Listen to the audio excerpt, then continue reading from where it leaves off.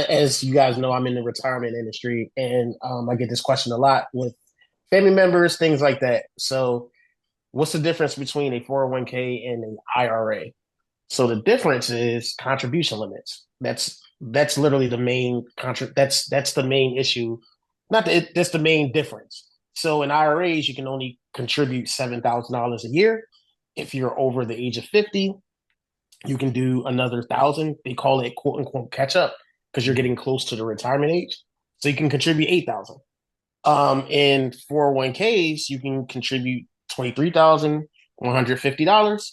And if you're over the age of 50, you can contribute an extra $7,000 in that. So you can bring it up to 30,000, I think 31,000, I believe it is for 2025.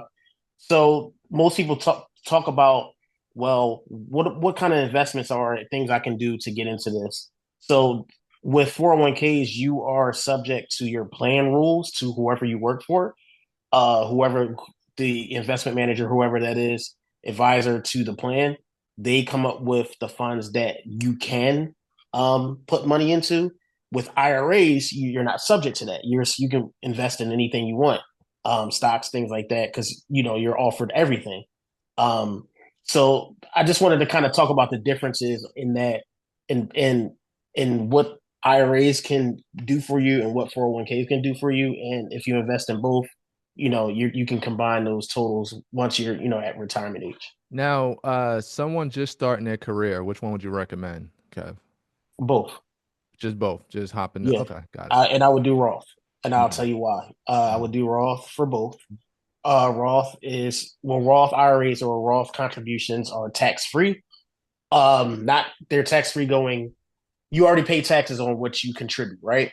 So, but there is a rule. It's called the 5-year bake rule, where you would have to leave your money in your account for 2 to 5 years in order for you to achieve that tax. You won't get taxed on money going out. Mhm. So it's called a Roth basis. So you will want to start as early as possible so you can get that Roth basis, and then as you build and build and build and you accrue. If you said you wanted to take a distribution for something, you can do that, and you can get it tax free. So I would recommend a Roth. Kev, I got a question Yeah, just man. on your contributions and your the disbursements. Um, let's say in this basis, let's say you opened the account 10 years ago, right? And so you've crossed that 5-year threshold, but technically the most recent 5 years is still subject to that, or would the most recent 5 years worth of contributions be subject to that basis as well? So it's just the account itself. The account itself. Once Ah, you reach okay. that, anything after that, you're fine. Like you can I take it.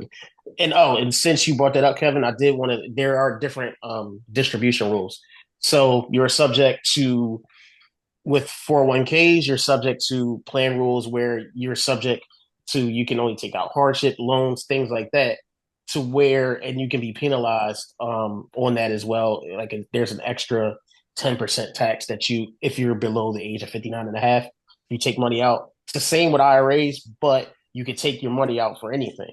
So there's not an age limit. There's not a there's not rules behind that. You're just going to get taxed that extra 10% plus the 20 that you will be on, plus the 20% that the federal government takes automatically, quote unquote, if you're still in that, if you're in not if you're out not out of the Roth basis, if that makes sense. Mhm. So yeah, that's something that I think that people really because a lot of people just say, oh, I'm just going to put money in my 401k, and they just think the traditional, which is fine because it's it's tax free. You're not being taxed on it, but you're eventually going to get taxed, whether you know, whether you're 70 years old or however, like that money is going to get taxed. Kev, I got a So that's question. something that you would think about. So if someone were to start this around like 24, 25, and now they're what, 67 or something like that, and they start taking some of this money out and all this other mess, maybe a 5 to 10% contribution. Um, how much would they typically have in there, give or take, you De- think? Depends. If you're thinking about it like that for that long, and say if they just invested in the S&P 500, Yeah. that's they average I think 7 to 12% return. on that money, Mm-hmm. you be rich. I mean, maybe not rich at that point, but you probably pushing close to $1 million. Okay, so that's what I was looking for. So now you're 67 or something like that. But you live up to about 90. Is that million gonna really help you from 67 to 90? Not really. I mean, because then again, when you once you reach the age, a retirement will quote unquote the retirement age of 72, Mm-hmm. you must take out a required minimum distribution. So the government makes you take out money. It's not going to sit there, like I told you guys before, it's not going to sit there and not just get taxed. Like they're going to tax it. Mm-hmm. So it's based off of how much money you have in that account, and the government makes you take that money out based off of how. So you're going to drain that money. So I mean, it's going to go until there's no more money left. So you have to take out that specific amount until there's nothing left. So, like you said, I mean, This even is your 401k or your Roth? They're both, forcing you to take out of it? both, Yeah. yeah, you both, yeah, Right. it's both. And that's what I'm trying to figure out here because like That's crazy. now over the 20 years or whatever that this person is still living, you got to take all this stuff out, but is it still enough? And that's the whole point that I'm trying to get to. It might not be because it depends on your living expenses and things like that. Like you're retired, so you don't have any money coming in. Like this Right. is like this is the money that you're living off of. Yeah. That's why I think it's so important. I wish I learned these things when I was younger. I would have a lot more money saved up. I would have had both a 401k and a IRA. I would have did both because you're going. I mean, you're counting on both. But entrepreneurs, things like that, you can't get a 401k. It has to be plan sponsored. So that's why those IRAs I think are very important because you can save for your retirement just like anybody else. It's just like your contribution limits are just lower of what you can do per year. But yeah, your money could run out, so you have to find like another You source got of to go back to income. work at the Very You age might of have to. 80 or 75. You might have to, and it's if you don't have any children that can take care of you, yeah, Terrence. Yes, you right. will have to go back to work. Well, that shouldn't be their responsibility, first of all, to take care of you. Like, After your that's million not right. dollars ran out? I mean, I'm it's not not having kids so they can take care of me responsibility, at but they 85, probably 90 would. financially. I mean, after my $1 million ran out, they ain't got no choice. It's going to run out because they're going to like the government will take that money. Like They gonna take it. yeah. And if you don't, so let me explain this. So say if you miss a year or something like that, there's an excise tax that you're charged. So you'll be charged 50% of the amount that you would have taken out. They'll Oh take my that out the God. next year.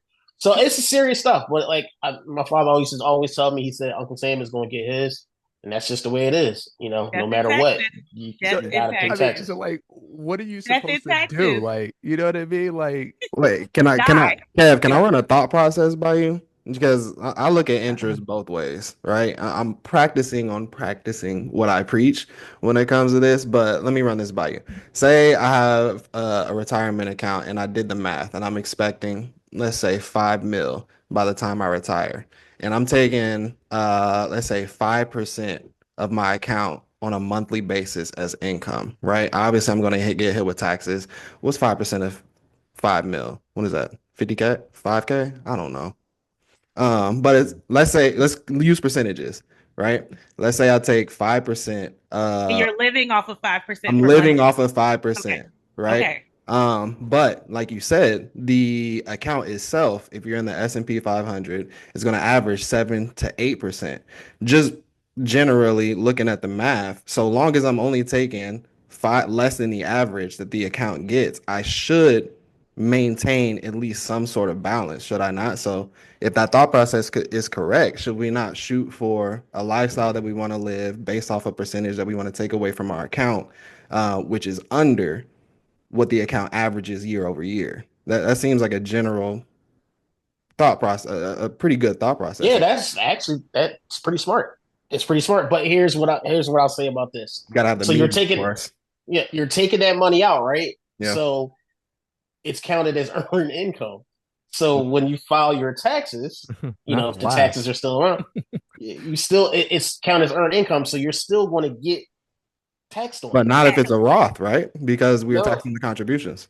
correct. Well, which even if that's the case, it's still considered to be earned. So when you take it Really? out of that, now you're back to being a citizen. Yeah. I'm paying my The taxes. account isn't being taxed, but Right. that money that you're But taking out. right is the taxes that you're still going to have to file, no That's matter. Okay, diabolical. I made 50,000, and most of this was raw. Still 50,000, where you still going to have to, you're still going to have to claim it, Yeah. and earn income for the year. So there's ways around me. You can try to, I'm learning about more things about putting stuff in trust and things like that to, minimize taxes and Mm-hmm. and leaving things, to your kids and putting things more like where you can control the trust and, you don't own it, but you control it. Mm-hmm. Putting it more in investment vehicles where maybe you invest in real estate or something like that that's going to bring you back a return from that money. Mm-hmm.